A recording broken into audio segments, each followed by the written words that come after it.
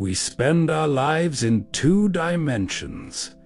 We walk the lines laid out for us, the sidewalks, the hallways, the predictable paths of a world built at eye level. We measure our progress by the distance between our steps, never realizing that the weight we carry isn't just gravity. It's the habit of looking forward instead of looking up. We've become experts at the horizon, but we've forgotten the zenith. Imagine the moment the tether snaps, not because it broke, but because you outgrew it. If you could lift off not in a machine, not behind glass, but as a part of the air itself, the first thing you'd lose isn't your breath. It's your scale. Suddenly, the insurmountable hills are just ripples in the green. The fences we built to keep things in, or keep things out.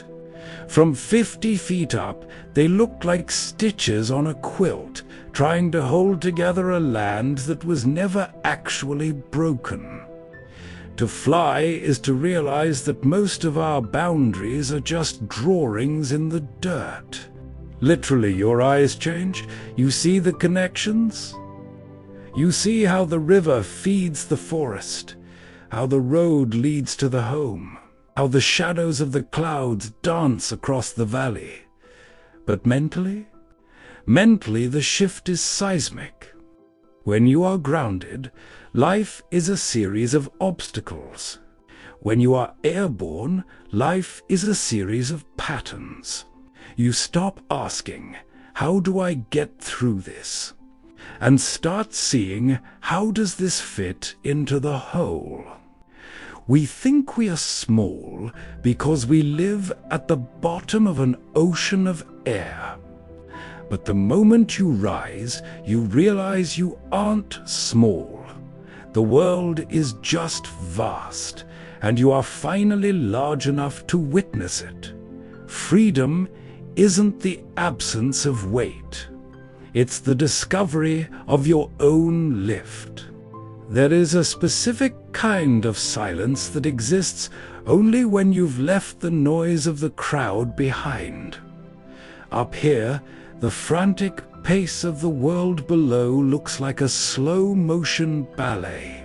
All that busyness, all that hustle, it loses its teeth. If you could fly, you would realize that you've spent years worrying about the dust on your shoes while the stars were waiting for a greeting. You'd feel a lightness that has nothing to do with weight. It's the lightness of knowing that you can always change your perspective. You are never stuck. You are never trapped. You are simply waiting for the next thermal to carry you higher. We eventually have to calm down. That's the nature of the world.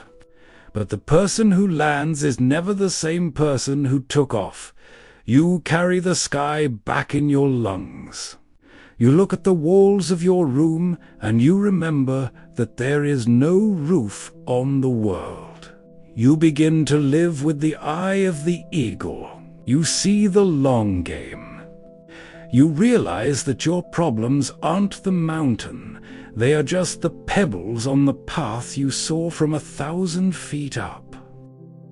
You don't need wings to start the ascent. You just need to stop looking at your feet. Lift your chin.